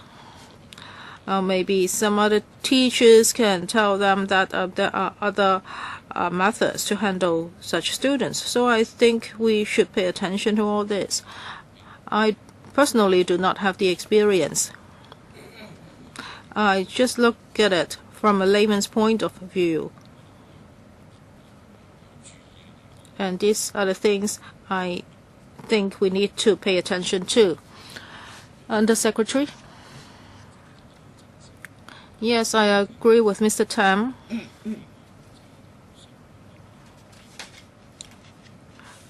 Well, we are promoting IE, we are providing resources. But actually in the classroom, can we really help the teacher? I think each case differs. I think our responsibility is this. That is, when a teacher encounters problem, assistance will be provided to him. Now, it may be through other teachers or the principal of the schools. If that school does not have that specialty, can other teachers in other schools help? Or can EDB help? These are the issues that we are going to look into. I'm not saying that we can do everything now, but this is our direction. So I hope that you can really provide enough support. Just now we talked about Sanko. That is, in each school there is a full-time teacher responsible for SEN students. Mr. Abraham Sheikh. Well, Chairman, I just want to share something. Well, I have been to some ESF schools. They have this kind of classes in which there are ordinary students and SEN students. So it's a matter of resource allocation. Well, one thing very important about that is that they adopt small classes. And if they have small classes, more time can be given to each student. Well, they may have 2 to 3 SEN students in a class, and there will be one more teacher in the classroom, and that teacher will be explaining to the SEN students. I have been sitting through a class, so the progress of other students will not be affected. The teacher will not be affected, but when that SEN student learns, he will feel interested. Maybe it's a bit slower, but there is a teacher sitting beside him trying to explain to him. I think that is necessary, because if you put him in a class, well, I think that is a very good concept. But when it comes to implementation, you really have to give more resources. Then this SEN students would enjoy an equal opportunity. This is a problem that can be resolved by money, and this kind of money should be provided for the growth of children. Now, there's not enough resources given to schools, and Mr. Tam is right. And schools are asked to do so many things. Even if there is a dedicated teacher doing this, that's not enough. And these teachers should have compassion. They should create a normal environment for the SEN students. The SEN students should not be made to think that they are different. That would be the best environment, and this is what the government should do. And resources are most important. Last time you also shared with us, and you asked the EDB to give us information on ESF schools, including small class, extra teacher, and the EDB is preparing the relevant materials. Those will be provided to us for reference. We only have 7 minutes left. We have to end the meeting by 12. We still have Mr. for the Vice Chairman and this Mr. Lang Yu-jung who would like to ask questions. So 2 minutes each. Please try to stick to the time because I have to rush to a class afterwards. Well, you can take my place. Good. Okay. Each member would have 3 minutes. Just now, I think Mr. Sheik's sharing is very good. I think Mr. Sheik is an expert in this area. And you have also responded to Mr. Tam's questions. Now, Mr. Tam says that if there's an SEN student in a class, well, he may influence the class a lot. Well, not every SEN student will be like that because there are different types of SEN students. And sometimes a teacher cannot really handle certain types of SEN students. Now, because if he's teaching in a class, if one SEN student is attacking other students, how can he handle? So he really need extra help.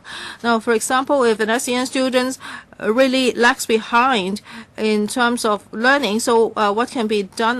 Maybe the teacher can ask other students to help. Maybe that's not enough, so he may need co-workers to help him. So where do the resources come from? And in certain schools, these schools may invite the family members of that SEN student to come to help. So small class would help, and an extra personnel would help. Maybe that's a family member that the students can trust, or a trained personnel. So appropriate intervention is very important. ESF schools have received a huge sum of assistance from the government. So that's why they can do this. So this is what I'd like to respond to Mr. Tam and Mr. Sheik. Now, it's a very rare opportunity that we can have several principals here with us today. Just now, the chairman talked about SENCO. Now, we think it is very important to have this kind of post, but this is kind of abstract because it does not exist now. And the vice principal is here today, and I think the vice principal is the most difficult post in a school because he has to teach and he has to do administrative work. And the principal would ask him to help in all sorts of areas. And he's also supposed to be responsible for special education. So can the principals tell us whether they think that there is a need for the post of SENCO in schools, and what kind of ability should he have? Now, before the guests respond, I would have to hand over to the vice chairman because I'm sorry I have to rush to my university to teach. So please allow me to prolong this meeting by 15 minutes. Is that okay? And also I would like to remind you this. Now, for this policy address, the learning support allowance is increased by 30%, and each school can get a maximum of $150,000, and that remains unchanged. Well, $1.5 million, that remains unchanged. So by increasing 30%, it doesn't help. So I think the government should go back and think about it. You have increased this allowance, but the ceiling remains unchanged. That is impossible. And some schools are adopting a mixed mode. Now, you give them one teacher and then $350,000 a year, and there are no extra resources.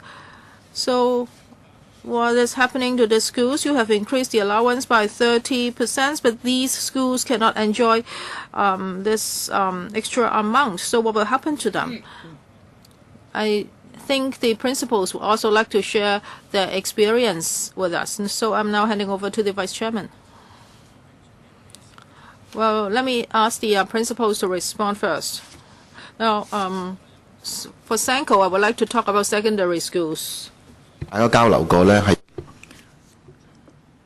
During the exchanges, we discovered that sometimes the vice principals are the Sanko, but some schools don't do so, including our school.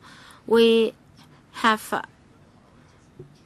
a panel head to be responsible for that, and sometimes they have the counseling master as the coordinator, even in secondary schools. The panel head is not dedicated to the job, right? Because usually a panel head is an SGM. Well, here's an SGM, a full-time SGM. He has to teach and do administrative work. It's not true that he only does integrated education, but of course he'll be freed from certain classes for integrated education. And then we hire our own social workers, plus other teachers, plus him. So on a school-based approach, you're already doing it. Not just our school. I went to many schools to have exchanges. Many secondary schools are doing it. It may be the vice principal, the counseling mistress or master, or the panel head. For our school, as well, I can't remember the honorable member's name. Yes, Mr. Ip. For us, the Sanko is an ordinary teacher who has received no training. It's only when the teacher is engaged in integrated education that he'll receive special education. That teacher may be doing more, that is having a heavier workload.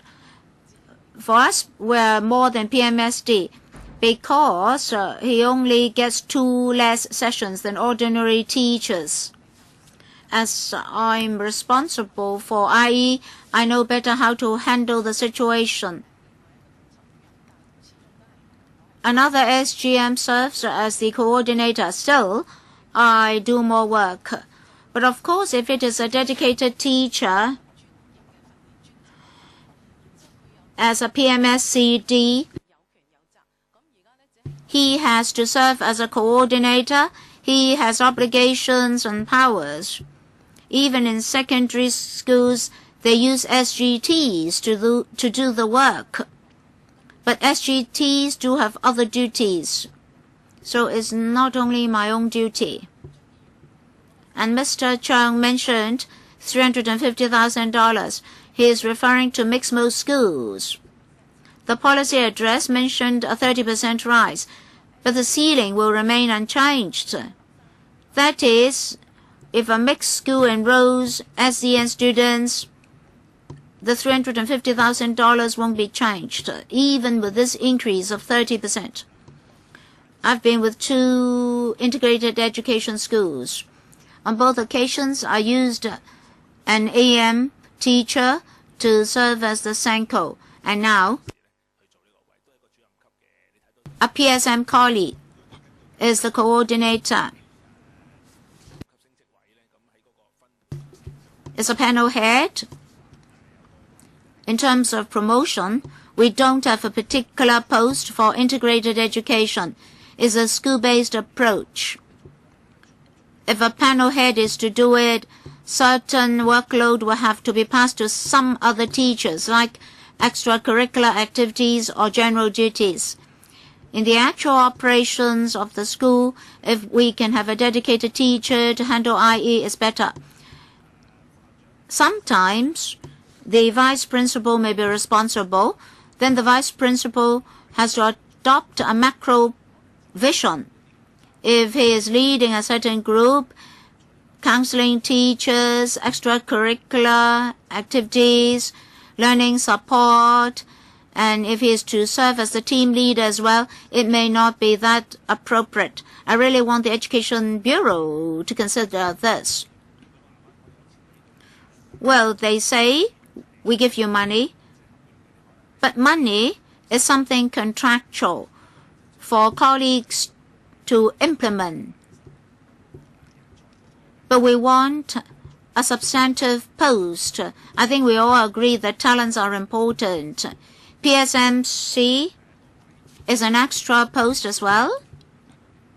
Our requirements are not very strict. Even if you give me an AM, I'll accept it. Anyway, we want a permanent post and a promotional post that will be conducive to integrated education.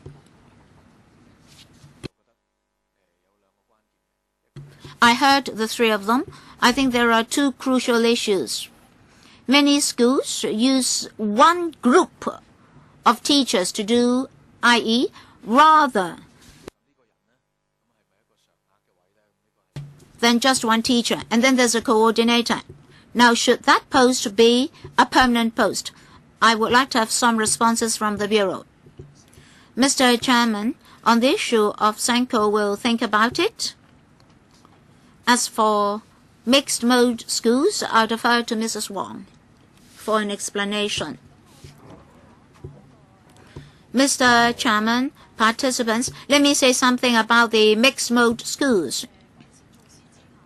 Under the new improvement measures, the learning support grant for mixed-mode schools in 2014-15 will be $13,000 per student and $26,000 per student, if a calculation can be done, but the ceiling is $350,000.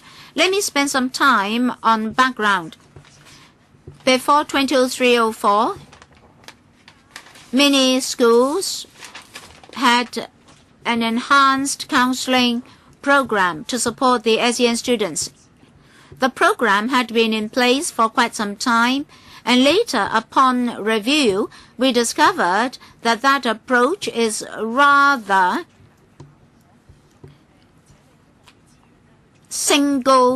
is a single approach, and very often schools thought that IRTP class teachers would be responsible. And then in 2003-04, we introduced a new subvention system, that is the learning support grant, such that schools could flexibly make use of their resources.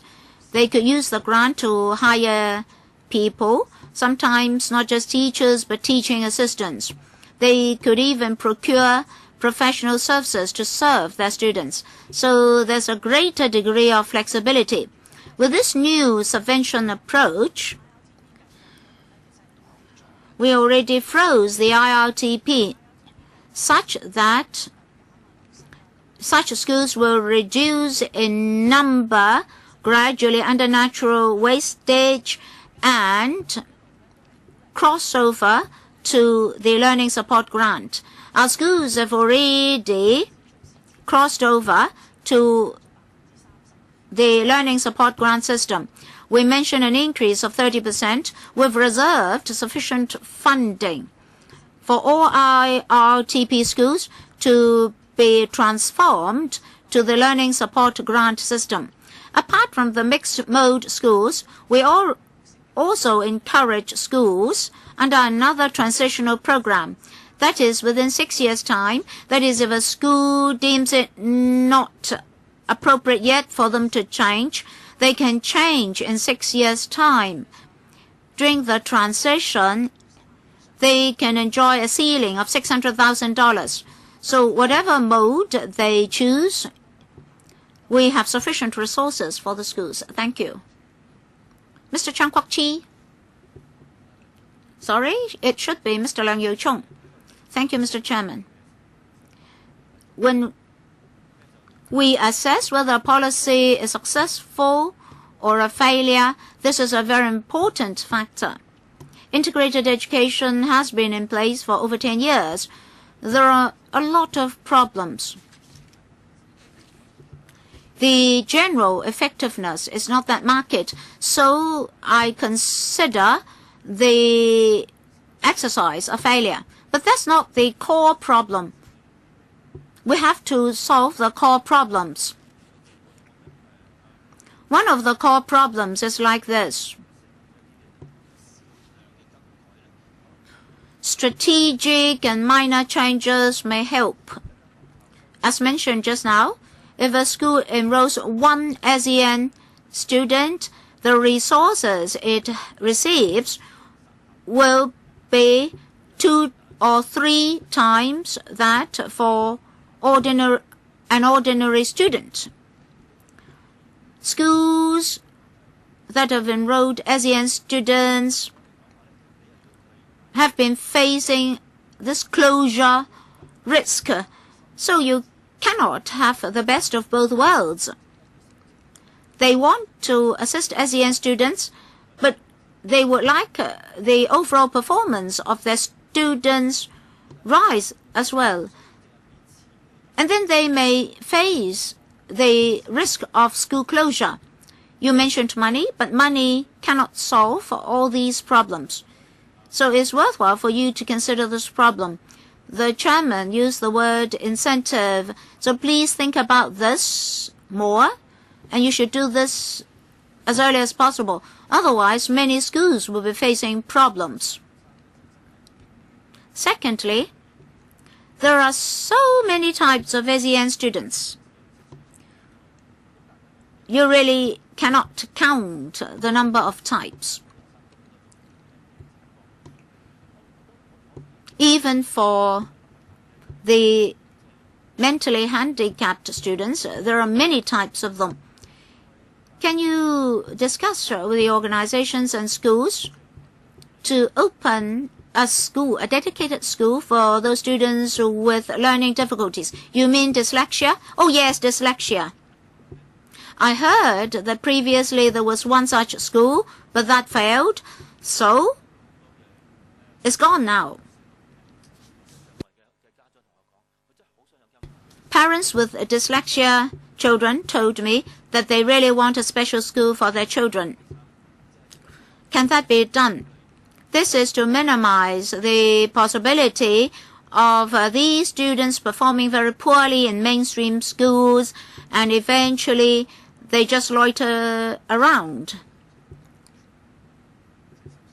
The chairman mentioned the weighted calculation method in enrollment. There are 2 aspects here. For enrollment, say if one ASEAN student attracts resources for 2 ordinary students, that will lead to an increase in resources. And then Mr. Leung mentioned school closure. So he wants a special school to ease that pressure. For mainstream schools, I can see that the student population will be rising. So statistically, we don't need to handle the second issue. As for school closure, we've already said that we don't have a policy for school closure. We'll not make use of ASEAN students to resolve those worries about school closure. Rather, it's a resource problem.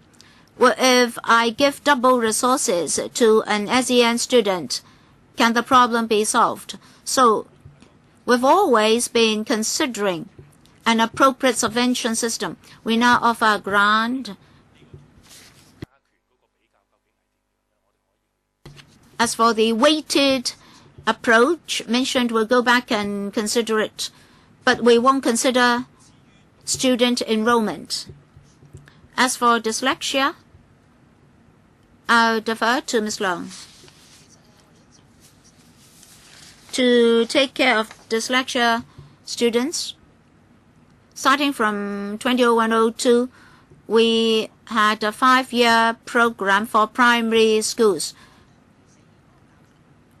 in terms of teaching materials and teaching strategies, that is pedagogy, in assisting students with dyslexia.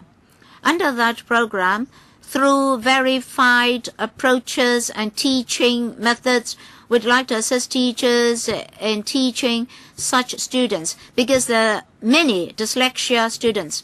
If in the early primary stage we can provide them with support, it will be helpful to their learning later.